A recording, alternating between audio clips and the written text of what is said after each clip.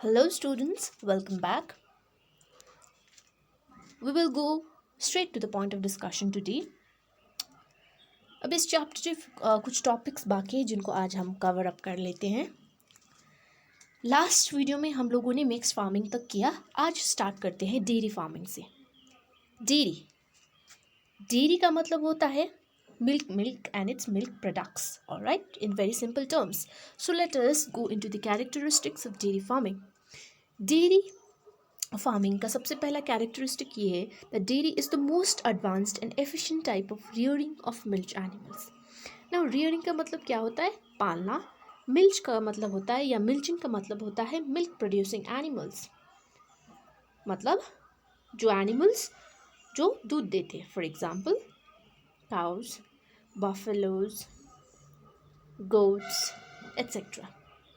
Okay, अब इसका मतलब समझते हैं. डेयरी फार्मिंग यहाँ पे कहने का मतलब ये है कि ये सबसे ज़्यादा एडवांस्ड और एफिशिएंट मीन्स है जो जानवर पालते हैं ना, स्पेशली जो मिल्क प्रोड्यूसिंग एनिमल्स का सबसे एडवांस लेवल ऑफ फार्मिंग बोला जाता है. क्योंकि देखिए, जो हम लोग घर में एनिमल्स को रखते हैं, let's say a single cow रखा हुआ है, ओके, उसको हम एडवांस फॉर्म ऑफ फार्मिंग नहीं बोलेंगे, क्योंकि डेयरी फार्मिंग में सब कुछ ऑर्गेनाइज्ड होता है, प्रॉपर स्ट्रक्चर होता है, okay, and large scale production होता है. इसीलिए इसको सबसे advanced and efficient means of rearing of milk animals बोला जाता है. ना also because of other factors. इसको क्यों एडवांस एंड एफिशिएंट बोला जाता है? बिकॉज ऑफ अदर कैरेक्टरिस्टिक्स जो देखते हैं आप.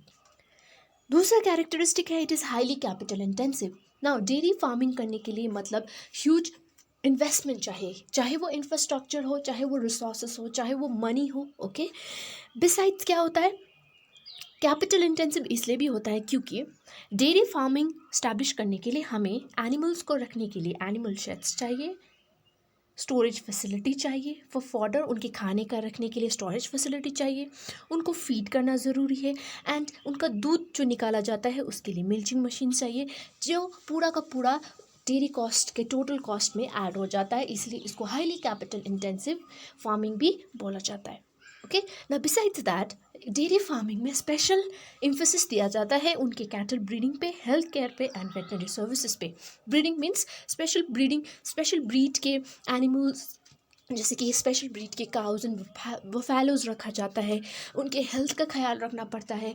अगर वो बीमार पड़े time to time veterinary services देना पड़ता है, तभी तो वो ज़्यादा अच्छा क्वालिटी का मिल्क दे सके एंड देयर बाय मार्केट में फ्रेश क्वालिटी का milk and it's milk products बिक्री होता है. All right. Okay, let's go into the other characteristics of your dairy farming. Now, यहाँ पे क्या बोल रहा है is that dairy farming it is highly labor intensive as it involves rigorous care in feeding and milking. Okay, मतलब dairy farming एक highly labour intensive industry है या लेबर इंटेंसिव एग्रीकल्चर है, फार्मिंग है, क्योंकि इसमें एनिमल्स को फीड करने के लिए इंटेंस लेबर लगेगा, उनके दूध निकालने के लिए मिल्चिंग मशीन्स चाहिए, बिसाइड्स ह्यूमन लेबर भी तो लगेगा. Right. Now in dairy farming there is no off season during the year as in the case of crop raising. मतलब कि डेयरी फार्मिंग एक ऑल ईयर राउंड फार्मिंग है, unlike crop farming. Crop farming में क्या होता है कि एक पर्टिकुलर सीजन के लिए हम क्रॉप उगा सकते हैं. Let's take paddy. Paddy cannot be grown throughout the year, it grows in a particular season, let's say kharif season. But dairy farming में ऐसा नहीं होता है. यहाँ पे कोई ऑफ सीजन, कोई लीव नहीं होती है. Through out the year animals को रखना, उनको फीड करना, उनको ब्रीड करना, उनके वेटनरी सर्विसेज का ध्यान रखना एक through out the year activity होती है. एंड जो लोग इस फार्मिंग में इन्वॉल्व है वो थ्रू आउट द ईयर काम करते हैं. Alright, now let us see the other characteristic of your dairy farming. अब ये कहाँ कहाँ जनरली प्रैक्टिस किया जाता है? सो डेयरी फार्मिंग को जनरली प्रैक्टिस किया जाता है in your urban and industrial centres which provide neighbourhood market for fresh milk and dairy products. मतलब डेयरी फार्मिंग को ज़्यादातर अर्बन एंड इंडस्ट्रियल सेंटर्स में क्यों प्रैक्टिस किया जाता है? क्योंकि यहाँ पे ध्यान में रखिएगा, मिल्क एक पेरिशेबल कमोडिटी है एंड उसको फ्रेशली सप्लाई करना पड़ता है मार्केट, इमीडिएट मार्केट में. सो अगर ये अर्बन एंड इंडस्ट्रियल सेंटर्स में प्रैक्टिस किया जा रहा है, क्योंकि efficient means of transportation easily available हो सकता है एंड आसानी से उस फ्रेश मिल्क को मार्केट तक पहुंचाया जा सकता है, जिससे क्या होगा, मिल्क की बर्बादी नहीं होगी, वो ख़राब नहीं होगा. Okay, now next, the development of transportation The development of transportation, refrigeration, pasteurization, and other preservation processes have increased the duration of storage of various dairy products. मतलब यहाँ पे क्या बोल रहा है, आज के टाइम में क्या हुआ है, डेयरी इंडस्ट्री के products, milk and its products, let's say cheese, butter, okay, जो हम मार्केट में देखते हैं वो ज़्यादा लंबे टाइम के लिए स्टोर किया जा पा रहा है क्योंकि ट्रांसपोर्टेशन सेक्टर में एवोल्यूशन हुआ है, okay, pasteurisation, refrigeration facility available हुआ है, इजंट इट। जितने भी मिल्क के प्रोडक्ट हैं, आप इमेजिन कीजिए आइसक्रीम, कोई भी चीज़, अभी हम रेफ्रिजरेशन फैसिलिटी की वजह से उसको लंबे टाइम तक रख पा रहे हैं या उसको प्रिजर्व करके रख पा रहे हैं, वो ख़राब नहीं हो रहा है, ओके। सो ट्रांसपोर्टेशन की वजह से जल्दी से पहुंच रहा है एरियाज़ में, एंड पास्चराइजेशन प्रोसेसेस की वजह से क्या हुआ है, storage of dairy products have become possible. Okay, let me give you an example of a dairy industry in India. If you heard about Amul in Gujarat, today Amul products are exported throughout the country, isn't it? So that is how the dairy industry operates. Now, ये जो dairy industry है या dairy farming generally commercial basis पे कहाँ throughout the world practice किया जाता है. Now it is practised in 3 commercial regions. These are north western part of Europe, the second is Canada, and third belt include south eastern Australia, New Zealand and Tasmania. So let us quickly have a look on the map of the world. So what did I say? It said that it's practiced in your northwestern part of your Europe, Canada, and your some portions of southeastern Australia and Tasmania, which are very famous for your commercial dairy farming in the world. So I hope you understood the aspects of dairy farming and the characteristics as well. All right. So now we'll come to the other type of agriculture, that is Mediterranean agriculture. I hope आप लोगों ने Mediterranean region and Mediterranean climate के बारे में सुना होगा. सो Mediterranean agriculture का पहला कैरेक्टरिस्टिक ये है कि ये प्रैक्टिस किया जाता है in and around Mediterranean sea region. Very simple as इसका नाम सजेस्ट करता है, मेडिटेरियन रीजन. सो अगर आप लोग मैप में देखना चाहो, जनरली मेडिटेरियन सी ये है ना, इसके आसपास वाले रीजन को हम लोग मेडिटेरियन रीजन बोलते हैं, and the agriculture that is practice out here is known as Mediterranean agriculture. So I hope ये पॉइंट आपको समझ में आ गया होगा.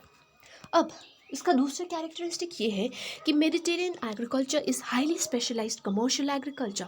मतलब मेडिटेरियन जो एग्रीकल्चर है वो एक बहुत ही ज़्यादा स्पेशलाइज्ड कमर्शियल एग्रीकल्चर है. कमर्शियल मतलब इसके जितने भी प्रोडक्ट्स होते हैं, जितने भी फार्मिंग क्रॉप्स होते हैं, इसको कमर्शियली मार्केट में बेचा जाता है.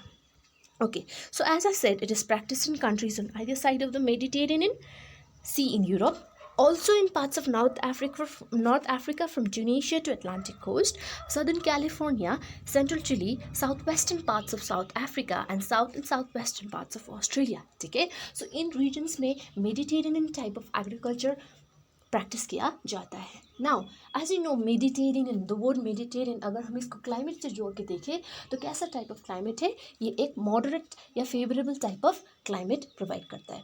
नाउ इस रीजन में ये जो मेडिटेरियन रीजन है वो बहुत ही फेमस है for the cultivation of what kind of crop, citrus crop और citrus fruits. What are citrus fruit? Some examples includes your grapes, okay, or we can say oranges, etc. Okay, there are citrus fruits which are very rich in vitamin C. So among all the citrus fruit जिसके लिए Mediterranean agriculture या reason बहुत famous है वो है grep cultivation, जो Mediterranean reason में wide scale में फॉलो किया जाता है. ठीक है, सो उसको ग्रेप कल्टिवेशन बोलते हैं. अब इस पर्टिकुलर चैप्टर में आप लोगों को सर्टन टर्म्स आएंगे जो आप लोगों को ध्यान रखना बहुत ज़रूरी है. सो ग्रेप कल्टिवेशन को हम लोग बोलते हैं विटिकल्चर. ठीक है, जैसे देखिए यहाँ पे. सो विटिकल्चर क्या है? विटिकल्चर इज द कल्टिवेशन और द फार्मिंग ऑफ ग्रेप्स, और the farming which specialises in the cultivation of grapes is also known as viticulture. ध्यान में रखिएगा, विटी प्लस कल्चर. ठीक है, ये स्पेशलिटी है मेडिटेरियन रीजन का.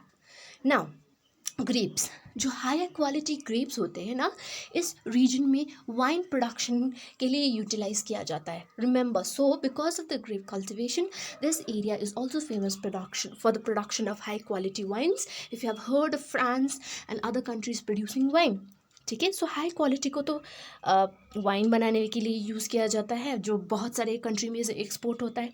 जो इन्फीरियर क्वालिटी या जो थोड़ा सा ख़राब क्वालिटी का जो ग्रेप्स होते हैं उनको ड्राइड अप करके उनसे कुछ निकाला जाता है, जिसको हम लोग बोलते हैं रेजिन्स एंड कुरेंस। रेजिन्स मीन्स किशमिश, ओके, एंड कुरेंस भी एक टाइप ऑफ बेरी ही है जो ग्रेप से मिलता है, जिसको भी सुखा के ड्राइड अप करके as a dry fruit use किया जाता है। Alright, so we got that क्या प्रोडक्शन हो रहा है, एक तो ग्रेप्स कल्टिवेशन हो रहा है, जो इन्फीरियर क्वालिटी है उससे रेजिन्स एंड कुरेंस बनाया जाता है।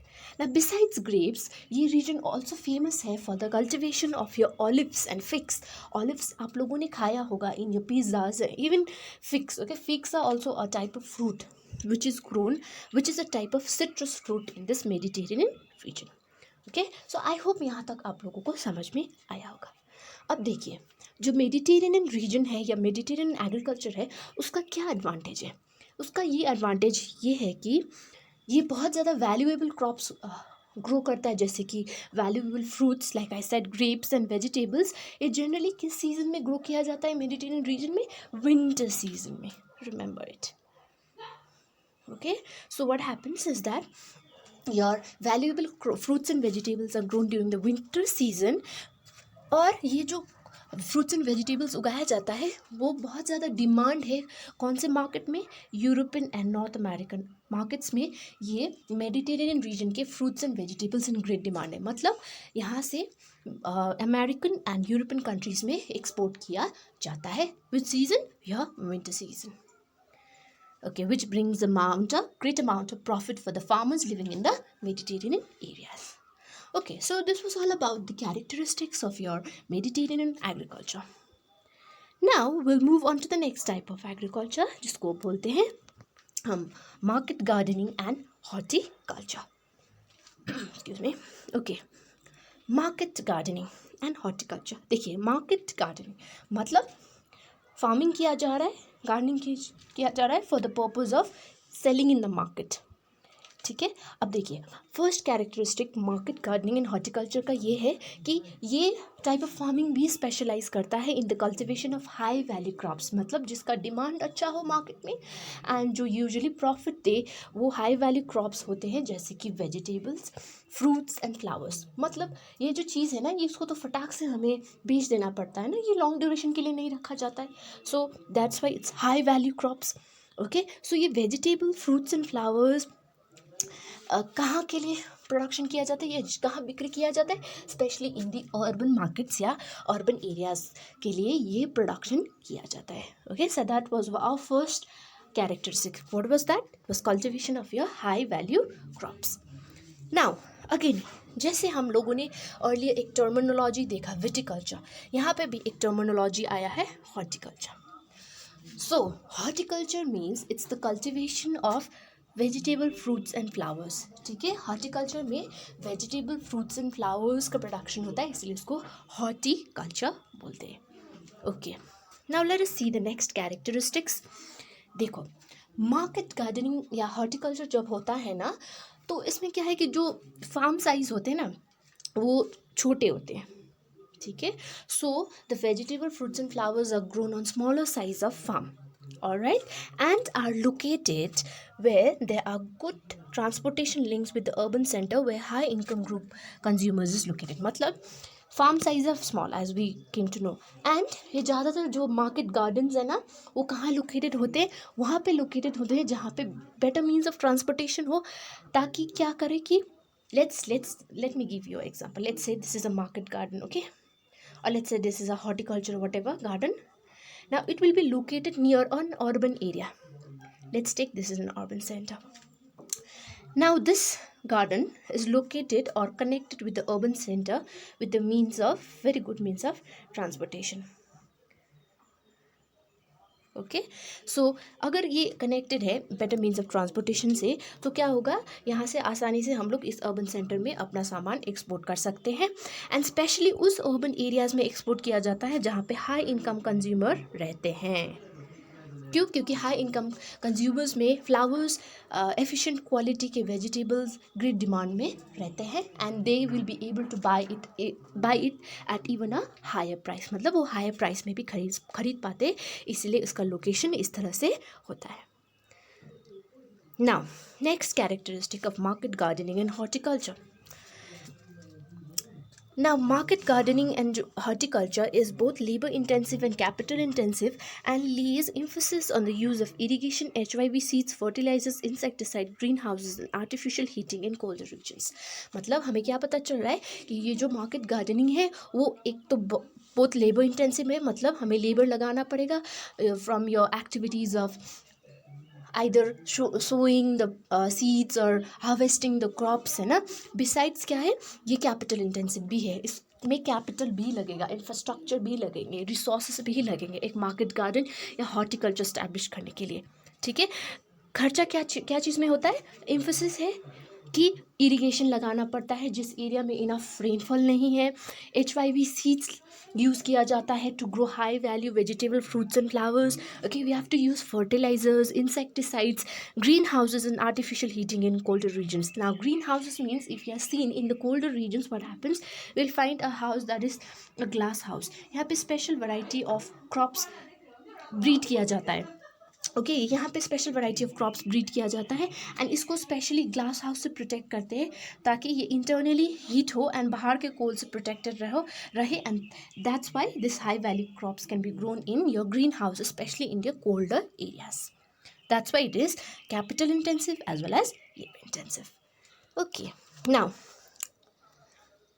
ये मार्केट गार्डनिंग एंड हॉर्टिकल्चर कहाँ पे ज़्यादा अच्छे से डेवलप है. So this type of agriculture is mostly developed in your developed and densely populated industrial districts of north west Europe, north eastern United States of America and the Mediterranean regions. Remember that. Alright, now see, there is an European country which is very famous for the growing of flowers, especially tulips, that is Netherlands. Okay, so Netherlands specializes in growing horticultural crops, especially tulips, and this tulips are in great demand. मतलब ये जो tulips जो Netherlands उगाता है ये बहुत ज़्यादा demand है मोस्ट सिटीज़ ऑफ यूरोप, मतलब all over major cities of Europe tulips का डिमांड बहुत ज़्यादा है. एंड कौन एक्सपोर्ट कर रहा है, नीदरलैंड्स एक्सपोर्ट कर रहा है. ओके, सो आई होप यहाँ तक आप लोगों का सब कुछ क्लियर हो गया होगा. Okay, now next important term, अभी तक हम लोगों ने विटिकल्चर देखा, हॉर्टिकल्चर देखा, यहाँ पे भी दो इंपॉर्टेंट टर्म से हम लोग टकराएंगे, वो है truck farming. Okay, what is it, it is truck farming. Okay, see देखिए, ट्रक फार्मिंग का मतलब होता है the regions where farmers specialise in vegetables only, the farming is known as truck farming. मतलब जिस एरिया में सिर्फ वेजिटेबल स्पेशलाइज करते हैं, मतलब the cultivation which is specialised only in the growing of vegetables, सिर्फ उस टाइप ऑफ फार्मिंग में सिर्फ वेजिटेबल्स उगाया जाता है, उस टाइप ऑफ फार्मिंग को हम लोग क्या बोलते हैं, truck farming. Alright, isn't it easy to understand, it's easy. Okay, so it's specialised only in the cultivation of vegetables को हम लोग क्या बोलते हैं, ट्रक फार्मिंग. ठीक है, अब आप लोगों के माइंड में ये क्वेश्चन आ रहा होगा कि इसको ट्रक फार्मिंग क्यों बोला जाता है, because of a multiple reasons. ठीक है, नाउ रीज़न सिंपल सा है, ट्रक फार्मिंग इसीलिए बोला जाता है क्योंकि जो भी वेजिटेबल्स को एक्सपोर्ट किया जाता है from your garden area to the market area and उसके बीच में जो डिस्टेंस है, जितना भी डिस्टेंस है, जो भी व्हीकल लेट्स से ट्रक और व्हाटएवर, जितना भी डिस्टेंस ये ट्रक कवर कर पा रहा है मार्केट तक पहुंचने के लिए, ओके, ओवरनाइट में, मतलब ओवरनाइट में कितना डिस्टेंस लगा के मार्केट तक पहुंच रहा है, इसीलिए इस फार्मिंग का नाम ट्रक फार्मिंग रखा जा रहा है. यहाँ पे देखिए, the distance of truck farms from the market is govern by the distance that a truck can cover overnight, hence the name truck farming, इसीलिए इसका नाम ट्रक फार्मिंग पड़ा है. ओके, नाउ इसी के अंदर मार्केट गार्डनिंग एंड हॉर्टिकल्चर के अंदर एक और टाइप ऑफ फार्मिंग किया जाता है जिसको हम लोग बोलते हैं factory farming, FACTORY. Okay, factory. See, besides raising high value crops like fruits, vegetables and flowers in most parts of your industrial regions of Western Europe and your North America, factory farming is also practiced. Factory farming means cattle rearing plus poultry farming. ठीक है। Income बढ़ाने के लिए in densely populated areas of Europe and North America क्या हो रहा है कि वहाँ के farmers livestock specially cattle rearing and poultry पे भी एम्फोसाइज कर रहे हैं। आई होप आप लोगों को पता होगा पोल्ट्री क्या है, ठीक है। अब इस particular type of factory farming में क्या होता है, अगेन इसको कैपिटल इंटेंसिव ही बोल सकते हैं, क्योंकि हमें प्रॉपरली क्या चाहिए, स्टॉल्स एंड पेंस चाहिए, एनिमल्स के लिए फीडिंग स्टफ्स चाहिए, ऑलराइट, देन इन्वेस्टमेंट चाहिए इन टर्म्स ऑफ बिल्डिंग बनाना, उनको कैटल कर रखने के लिए जगह, मशीनरीज चाहिए बहुत सारे ऑपरेशंस के लिए, वेटनरी सर्विसेज चाहिए उन एनिमल्स के लिए, हीटिंग एंड लाइटिंग फैसिलिटी चाहिए, इजंट इट। इसीलिए factory farming is also capital intensive, alright. And अगर उनको डिजीज़ लगे अगेन उनको सुपरवाइज करना पड़ता है and etcetera. Now poultry farming में one of the most important features of poultry farming and cattle rearing is breed selection. मतलब कौन से टाइप ऑफ ब्रीड रखा जाए ताकि वो एफिशिएंट प्रोडक्शन देके, मतलब मैक्सिमम हमको प्रोडक्शन दे सके। Let's say poultry means, I hope you know what is poultry production means okay where you keep hens and etc. Alright, so किस टाइप ऑफ hen का ब्रीड रखा जाए, ओके, जिससे कि प्रॉपर एंड क्वालिटी प्रोडक्शन हो सके, ये ध्यान में रखा जाता है। एंड उनके साइंटिफिक ब्रीडिंग का भी ध्यान रखा जाता है, right. Okay, so this is all about your market gardening and horticulture. So ध्यान में रखना, मार्केट गार्डनिंग में हम लोगों ने बहुत सारे टर्म्स देखे, जैसे कि देखे your truck farming and factory farming and horticulture. Okay, Mediterranean agriculture में हम लोगों ने एक नया टर्म सीखा, उसको हम लोग बोलते हैं विटीकल्चर, ऑलराइट। ओके, सो अब एग्रीकल्चरल सेक्शन में अब दो ही टाइप ऑफ एग्रीकल्चरल एक्टिविटीज़ बाकी है जिसको डिस्कस करना है हमें। पहला है कोऑपरेटिव फार्मिंग, दूसरा है कलेक्टिव फार्मिंग। अब कोऑपरेटिव एंड कलेक्टिव में बहुत सारे सिमिलैरिटी है but also a lot of difference पाया जाता है। So let us first start with the cooperative type of farming. What is cooperative according to you all? Cooperative means when you come together to do something, cooperation बोलते हैं ना, उसी type का ये farming है। अब देखो कोऑपरेटिव फार्मिंग में क्या होता है, ग्रुप ऑफ फार्मर्स वो एक सोसाइटी बनाते हैं जिसको हम लोग बोलते हैं कोऑपरेटिव सोसाइटी। नाउ क्या करते हैं अंडर द कोऑपरेटिव सोसाइटी, ये फार्मर्स अपनी रिसोर्सेज को वॉलंटरी लगाते हैं, ओके, ताकि farming more efficient and profitable हो सके, ठीक है। मतलब क्या होगा, एक सोसाइटी बनेगा कोऑपरेटिव सोसाइटी जिसमें डिफरेंट फार्मर्स आएंगे, वॉलंटरी मतलब अपनी मर्जी से वॉलंटरी करेंगे एंड रिसोर्सेज लगाएंगे एंड कोऑपरेटिव मैनर में फार्मिंग करेंगे, मतलब एक साथ फार्मिंग करेंगे, ठीक है। ये तो पहला कैरेक्टरिस्टिक है। The next characteristic says that the individual farms remain intact and farming is a matter of cooperative initiative. Means suppose एक फार्मर है, उसका अपना लैंड है, ऑलराइट, वो अपना लैंड क्या होगा, वो उसका खुद का ही होगा, उसका ओनरशिप अपने लैंड पे होगा, लेकिन फार्मिंग कोऑपरेटिव मैनर में वो करेगा। मतलब अपना फार्म तो है लेकिन वो अपने रिसोर्सेज को एक साथ लगा के, डिफरेंट फार्मर्स एक साथ लगा के एक साथ कोऑपरेटिव वे में फार्मिंग करेंगे, ऑलराइट। नाउ दूसरा कैरेक्टरिस्टिक देखते हैं। यहाँ पे क्या बोला है, that cooperative societies help farmers to procure all important inputs of farming, sell the products at the most favorable terms and help in processing of quality products at cheaper rates. Okay, so cooperative society में क्या होता है, farmings को, जो farming activity है वो together किया जाता है, ओके, जितने भी फार्मिंग में इनपुट्स चाहिए वो टुगेदर एक साथ इकट्ठा करके फार्मिंग किया जाता है एंड जो सेलिंग ऑफ प्रोडक्ट्स है उसको एक पर्टिकुलर प्राइस पे सेल किया जाता है, मतलब फेवरेबल प्राइस पे सेल किया जाता है एंड क्वालिटी प्रोडक्ट्स लगा के okay at a cheaper rates में सेल करके एंड इनफ प्रॉफिट कमा के एक पूरे कोऑपरेटिव सोसाइटी में डिस्ट्रीब्यूट होता है equally. This is known as cooperative farming. Now this cooperative type of farming became very successful, okay. ये cooperative type of farming European countries में जब लागू हुआ तो वहाँ पे बहुत सक्सेसफुल हुआ, जैसे कि European countries like Denmark, Netherlands, Belgium, Sweden, Italy, यहाँ पे कोऑपरेटिव फार्मिंग एक सक्सेसफुल एक्टिविटी हुआ, specially in Denmark. This movement of cooperative was very successful. And क्या है, आज के टाइम में उस कंट्री में, डेनमार्क में, almost every farmer cooperative society का हिस्सा है, बिकॉज ये इतना ज़्यादा सक्सेसफुल हुआ जब इसको इम्प्लीमेंट किया गया था। ऑलराइट, नाउ इसी में हम लोग देख लेते हैं कलेक्टिव फार्मिंग। देखो, collective also means when you put things together, that's collective farming. Okay, ना ये जो कलेक्टिव फार्मिंग है ये बेस्ड है एक प्रिंसिपल पे। वो प्रिंसिपल है based on social ownership of the means of production and collective labour. मतलब ये जो कलेक्टिव फार्मिंग है ये कोऑपरेटिव फार्मिंग की ही तरह है, लेकिन यहाँ पे एक डिफरेंस क्या है, कोऑपरेटिव फार्मिंग में तो जो फार्मर्स है उसका जो अपना लैंड है उसको अपने लैंड पर खुद का ओनरशिप होता है, लेकिन कलेक्टिव फार्मिंग में ऐसा नहीं होता है। जिसका भी जितना भी फार्म्स है वो एक सोशली ओन किया जाता है, सब सारे लोग ओन करते हैं। And this particular collective farming was based upon the model of kolkhoz, if you are able to see it here. Okay, this was Kolgos.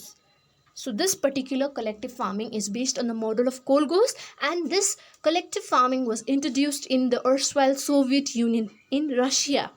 Right? So this was the country to implement collective type of farming.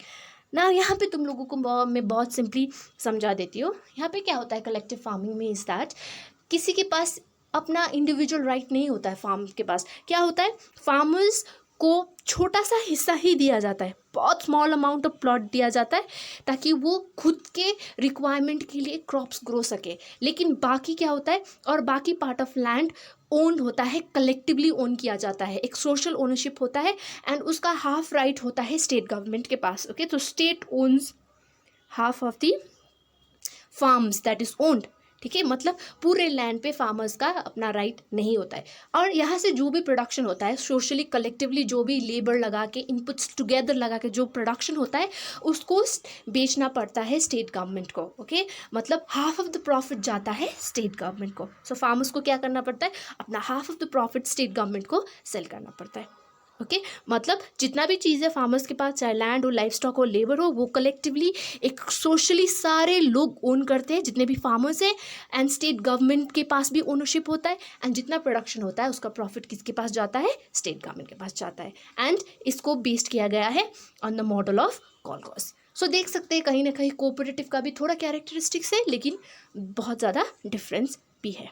ठीक है ना, ये generally introduce किया गया था ताकि यहाँ पे जो एग्रीकल्चर में डिफॉल्ट्स थे या एग्रीकल्चर में जो डिसएडवांटेजेस थे उसको ओवरकम करने के लिए ये collective type of farming introduce किया गया था। Alright, so this was all about your agriculture as an primary activity. Now we only have one particular type of activity left to be discussed in your book, that is mining. So let us start with mining. Now mining, firstly हम जानेंगे कि mining क्या होता है। What is mining? Okay, so in simple terms, the process of extracting valuable metallic and non-metallic minerals from the earth's crust is known as mining. मतलब जिस process से metallic and non metallic minerals को earth crust से mine किया जाता है या extract किया जाता है उसको हम लोग माइनिंग बोलते हैं।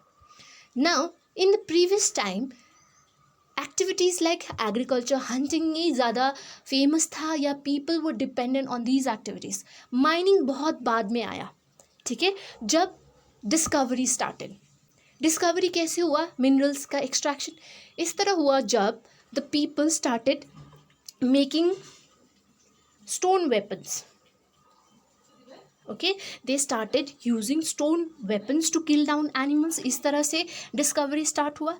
अब हमें पता है जो ये डिस्कवरी हुआ माइनिंग का, वो हम लोग देख सकते हैं इन डिफरेंट स्टेजेस। ठीक है, स्टोन के बाद लोगों को पता चला कॉपर के बारे में, सो कॉपर एज आया। Then people came to know about bronze का डिस्कवरी हुआ या एक्सकावेशन हुआ। Then finally came the iron age. Okay, so there are three important stages of the development of the activity of mining. It's known as copper age, bronze age, and iron age. All right. Now what has happened? Okay, in the ancient times, minerals को utilise किया जाता था tools बनाने के लिए, utensils बनाने के लिए, वेपन्स बनाने के लिए। लेकिन अभी क्या है, in every sector you know that the use of minerals has become rampant. Specially ये माइनिंग एज एन एक्टिविटी तब डेवलप हुआ जब इंडस्ट्रियल रेवोल्यूशन स्टार्ट हुआ and demand for minerals increased in every part of the country. Alright, now factors affecting mining. लेकिन mining as an activity is affected by a large number of factors. मतलब mining से कितना profitability होता है वो affect होता है दो इम्पॉर्टेंट फैक्टर्स के वजह से। वो दो इम्पॉर्टेंट फैक्टर्स क्या है, उसको बोला जाता है physical factors and economic factors. मतलब जब किसी भी कंट्री में माइनिंग किया जाता है, माइनिंग किस तरह का हो रहा है या वो प्रॉफिटेबल है या नहीं है, वो दो फैक्टर्स से इंक्लूड होता है। Physical factors as I said, physical factors के अंदर आता है the size, grade and the mode of occurrence. मतलब कौन से साइज का मिनरल है, कहाँ कहाँ पाया जाता है, ठीक है। इवन लोकेशन, लोकेशन भी फिजिकल फैक्टर में ही आता है। मतलब मिनरल्स कहाँ लोकेटेड है, इसके वजह से भी माइनिंग इफेक्ट होता है। Alright, second is economic factors. Economic factors में बहुत सारे फैक्टर्स आ जाते हैं माइनिंग के प्रॉफिटेबिलिटी को डिटरमाइन करने के लिए। These factors includes the demand, whether उस मिनरल का डिमांड है कि नहीं मार्केट में, टेक्नोलॉजी कौन सा यूज़ किया जा रहा है माइनिंग करने के लिए, ओके, इनफ कैपिटल है कि नहीं किसी कंट्री के पास, alright, and availability of cheap labour. देखो माइनिंग, खुदाई, जब खुदाई होती है किसी भी मिनरल के लिए तो हमें लेबर चाहिए ना खुदाई के लिए। So mining also depend upon availability of cheap labour or not, okay. मतलब कोई अवेलेबल है कि नहीं उस माइनिंग एक्टिविटी को करने के लिए, एंड ऑल्सो इंफ्रास्ट्रक्चर है कि नहीं किसी कंट्री के पास, ऑलराइट। इन सारे इकोनॉमिक फैक्टर्स के वजह से, इवन ट्रांसपोर्ट कॉस्ट के वजह से माइनिंग वेरी करता है एक कंट्री से दूसरे कंट्री में। ऑलराइट, मैं अभी इस लास्ट सेक्शन में बताऊंगी कि क्या हालत है डेवलप्ड एंड डेवलपिंग कंट्रीज में। So after understanding the factors affecting mining activity, now we have the other topic that is known as methods of mining. मतलब माइनिंग टू मेथड से किया जाता है, ओके। जिस तरह से मिनरल्स पाया जाता है, mining or methods of mining can be divided into two types. What are those? These are known as surface mining and underground mining. Okay, there are two methods to do mining. मतलब minerals की खुदाई करने का to important techniques है या methods है, surface mining and second underground mining. Okay, अब देखते हैं सरफेस माइनिंग के बारे में कुछ। Now surface mining, surface mining का मतलब ये होता है the mining that is done on the surface of the earth, ठीक है। मतलब ये माइनिंग वहाँ होता है जहाँ पे मिनरल्स ऑन द सरफेस पाया जाता है, ओके, उसको हम लोग सरफेस माइनिंग भी बोलते हैं, या the other term of surface mining is known as your open cast mining भी बोलते हैं, okay. Remember, it's also known as open cast mining, okay. So what did I tell you, surface mining को हम लोग open cast mining भी बोलते हैं ना। इन दिस मेथड क्या होता है, जो सॉइल का लेयर होता है या सॉइल का कवर होता है या रॉक कवर को रिमूव करके यहाँ से मिनरल्स को एक्सकावेट किया जाता है, मतलब डिग आउट किया जाता है, that is known as open cast mining और surface mining, okay. Now remember the advantage of using open cast mining. Open cast mining is one of the most easiest, okay, easiest, safest and cheap means of mining, safest and cheap means of mining. क्यों? क्योंकि ऊपर surface को डिग करना उतना मुश्किल बात नहीं है जितना कि अंडरग्राउंड डिग करना है। नेक्स्ट ईजीएस्ट है एंड चीपेस्ट है, ज़्यादा लेबर खर्च नहीं होता है, ज़्यादा मेहनत नहीं लगती है, इसीलिए इसको इन सब कैरेक्टरिस्टिक्स में डाला जाता है, ओके। बिसाइड्स जो डेंजर है, ओके, या रिस्क है लाइफ का, वो भी कम होता है in your surface type of mining. Okay, now let us see the other type of mining जिसको हम लोग बोलते हैं your underground mining, or it is also known as shaft method mining. Okay, underground mining method or shaft method. Now, as the word suggest, खुदाई कैसे होती है underground mining में? अंडरग्राउंड डीप डाउन खुदाई करके up to several meters deep down इस तरह से मिनरल्स एक्सकावेट किया जाता है, उसको हम लोग बोलते हैं अंडरग्राउंड माइनिंग मेथड। ना under the underground mining method क्या होता है, आप इस डायग्राम से देख सकते हैं, कैन यू सी दिस, इस मेथड में वर्टिकल शैफ्ट्स, अब शैफ्ट्स का मतलब ये इंजीनियरिंग फील्ड में यूज़ होता है। शैफ्ट्स मतलब एक रोटेटिंग मशीन होता है, ओके, जो सर्कुलर मोशन पे रोटेट होता है, जिसको डिग करके अंडरग्राउंड भेजा जाता है। ओके, वर्टिकली अंडरग्राउंड डिग किया जाता है, एंड जैसे वो अंडरग्राउंड जाता है, मिनरल्स को एक्सट्रैक्ट किया जाता है एंड ऊपर ट्रांसपोर्ट किया जाता है with the help of lifts. Okay, as if you are able to see through this diagram, okay, lifts, drills, vehicles, etc. Okay, so you can also see a person going underground. He is a miner who has to go underground with the help of drills and your lifts inside, and there by नीचे से खुदाई करके ऊपर तक minerals को transport किया जाता है। उसको हम लोग बोलते हैं शाफ्ट मेथड और underground mining method. Now underground mining method में बहुत ज़्यादा रिस्क है।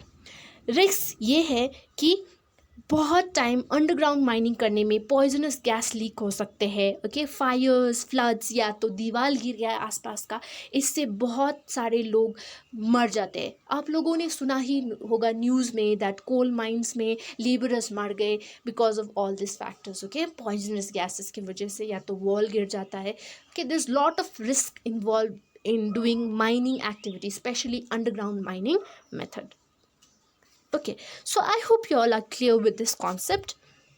Now, as I told you, between developed and developing countries, आज क्या हुआ है is that most of the developed economies, वो लोग mining activity से दूर जा रहे हैं। वो लोग अब mining activity नहीं करना चाहते, क्योंकि mining एक तो पहला क्या है, risky है, we know this point.